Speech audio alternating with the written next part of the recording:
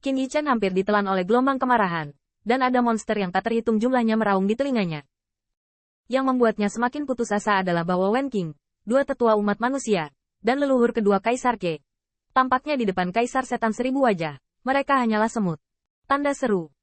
Qin Yichen muntah darah setelah dipukuli oleh artefak Kaisar Bihai, dan bahkan dia melihat sosok yang dihantui oleh energi iblis sama-samar muncul di antara safir biru artefak Kaisar Bihai. Aura yang sangat menakutkan terus meroket dengan serangan dan pembunuhan artefak Kaisar Bihai. Namun, ketika Qin Yichen menghilang dari langit, dia tiba-tiba gemetar, karena dia sepertinya berpikir bahwa bel datang dari atas langit.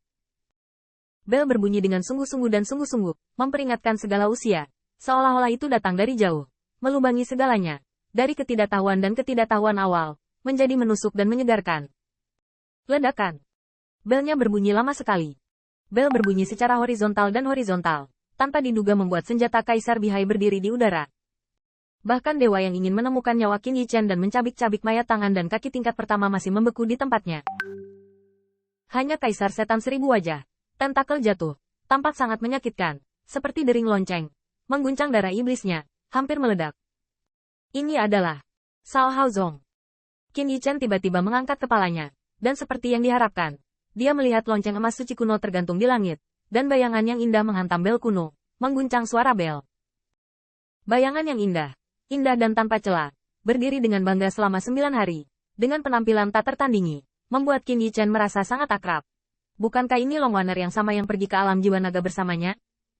Tanda seru. Bel berdering, dan langit di atas kepala leluhur kedua Kaisar Qi berangsur-angsur menjadi cerah. Semua orang tidak bisa tidak terkejut ketika mereka pulih. Mereka mungkin tidak tahu nama Longwaner, tapi mereka tahu identitasnya. Tapi saat ini, mereka sama sekali tidak peduli dengan kecurigaan, dan bahkan tidak perlu curiga. Mereka hanya sangat terkejut karena para pahlawan dinasti sebelumnya juga telah datang. Berdiri di atas langit, Longwaner terus memukuli jam Cao Hao, dan suara bel bergema secara horizontal dan horizontal, menyebabkan 1000 wajah Kaisar Iblis pusing dan gemetar. Apa? Tanda seru. Tanda seru. Kaisar Iblis 1000 wajah mendongak ke langit dan meraung, dan dalam sekejap, mayat yang telah berdiri diam dan sepertinya disusul oleh suara bel juga berteriak dengan keras. Teriakan ini sepertinya membanjiri kegelisahan Cao Haozong. Sisa-sisa klan naga sejati. Bersamamu, ingin menekan Kaisar ini? Jangan mengira Kaisar tidak tahu. Kamu sudah kalah. Kamu tidak punya kesempatan untuk berbalik lagi. Raungan ini membuat mata naga emas Longwaner meledak. Tiba-tiba, dia memotong pergelangan tangannya, dan darah naga jatuh dari langit, dan darah mengalir ke bawah. Yang mengejutkan Qin Yichen adalah darah naga jatuh di lengan dewa yang ditekan oleh Kaisar Setan Seribu Wajah. Sebenarnya, lengan para dewa bergetar terus-menerus, dan kekuatan ilahi Longwaner yang menakjubkan juga melonjak. Setelah beberapa tahun, kekuatan gadis naga ini dapat digambarkan melampaui pertumbuhan Qin Yichen. Tampaknya dia hanya berhutang jejak, dan dia melangkah ke raksasa Kaisar.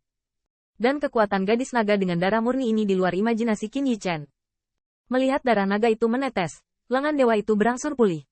Lengan yang patah itu terlahir kembali dan dipadatkan menjadi tubuh bagian atas, seperti dari lengan yang patah. Bayangan yang kuat dari tuan dari lengan yang patah itu direproduksi. Secara bertahap, bayangan dewa yang kuat muncul, dan kekuatan ganas yang menghancurkan dunia, sekali lagi melonjak ke dunia. Qin Yichen menyadari bahwa itu adalah kerakusan. Itu sepertinya adalah Kaisar dari klan Rakus. Kaisar dari klan Rakus melonjak dengan cahaya pada saat ini, dengan pola naga yang tersisa. Meskipun tubuhnya tampak bodoh, itu bukan kelahiran kembali, tetapi darah naga Longwaner memadatkannya. Namun, lengannya benar-benar terangkat, seolah-olah muncul kembali kekuatan Kaisar yang dulu hebat, dan dunia hancur dengan setiap gerakan. Melihat lengan para dewa yang terangkat, Kaisar Iblis 1000 wajah bergetar tiba-tiba, dan kengerian muncul di mata vertikal yang tak terhitung jumlahnya. Tidak, kamu, bagaimana kamu bisa? Ledakan. Tanda seru. Tanda seru. Telapak tangan Kaisar jatuh, menghancurkan dunia, menghancurkan gurun. Hanya dengan satu pukulan, Kaisar Iblis berwajah 1000 bahkan lebih dalam ke bumi. Dengan pukulan ini, Qin Yichen tidak dapat membayangkan kekuatan apa yang dikandungnya, dan bahkan menamparnya pada Kaisar Iblis berwajah 1000. Dalam darah ajaib itu, masih ada dua sosok yang terbungkus di dalamnya. Mereka terlihat sangat malu saat ini. Darah ajaib itu hampir menelan pikiran mereka berdua. Mereka gemetar, dan Feng Nianwu menari dengan tongkat tulang. Di manakah sikap agung dalam kehidupan sehari-hari? Jangan datang, jangan datang. Feng Nianwu tidak koheren, tetapi Qin Yichen tidak bisa membantu tetapi mengatakan bahwa ketika dia melihatnya, dia dengan cepat mengambil dua tetua manusia dan terbang pergi. Namun, apa yang tidak diharapkan Qin Yichen adalah bahwa tangan Long Wanner yang mewujudkan kekuatan Kaisar Rakus gagal menamparkan Kaisar Iblis Seribu Wajah sampai mati. Di belakangnya, baskom darah Kaisar Setan Seribu Wajah terbuka lebar, seperti pusaran air, hampir menelan tiga Qin Yichen ke dalam tubuhnya lagi. Pergilah! Long Wanner berteriak dan mendesak Cao Hao Bell lagi, memperingatkan lonceng untuk menutupi tiga orang Qin Yichen. Dan jelas, pukulan barusan memiliki kerusakan yang sangat serius padanya, dan wajah tanpa tandingan tapi tanpa emosi itu. Sentuhan pucat muncul. Qin Yichen tidak berani melihat ke belakang, karena di belakangnya, auman Kaisar Setan Seribu Wajah masih penuh sihir, dan Kaisar mengguncang langit. Sisa-sisa naga sejati. Tanda seru. Cepat atau lambat Kaisar ini akan berbalik. Pada saat itu, Kaisar ini pasti akan membuatmu merasa seperti kamu tidak akan pernah berbalik lagi. Semburan raungan iblis ini hampir membayangi gemas Cao Haozong, menyebabkan Qin Yichen memuntahkan darah dewa setelah diserang oleh telapak tangan iblis yang tak terhitung jumlahnya di belakangnya. Untungnya, leluhur kedua Kaisar Ke juga kembali ke akal sehatnya pada saat ini, dan dengan cepat mendorong kekuatan ilahi, membangkitkan cahaya ilahi, menyelimuti ketiga orang itu. Ketika bertemu dengan seorang teman lama lagi, Qin Yichen tidak tahu seperti apa, tetapi pada saat ini, dia tidak dapat mengenali Long Wanner, karena Qin Yichen yang bepergian dengan Long Wanner di alam jiwa naga, bukan Feng Tianxing. Mata naga emas suci yang tenang menatap Qin Yichen, tetapi di mata orang luar, mereka sepertinya menatap dua tetua manusia. Tidak sampai Qin Yichen melarikan diri untuk waktu yang lama, dia melihat Long Wanner menyingkirkan bel Cao Hao, dan bel peringatan secara bertahap mereda. Hanya hati Qin Yichen yang membunyikan transmisi suara yang sepertinya dicampur dengan sedikit perhatian. Akan ada bahaya besar di sini, kamu, hati-hati. Transmisi suara hanya sebuah kata, dan menghilang dalam sekejap, dan bayangan Long Wanner juga berubah menjadi naga di langit. Tampaknya tidak mungkin untuk bertemu dengan almarhum sesaat, dan lebih baik ada hal yang lebih penting menunggu mereka. Tianxing, apa kamu baik-baik saja?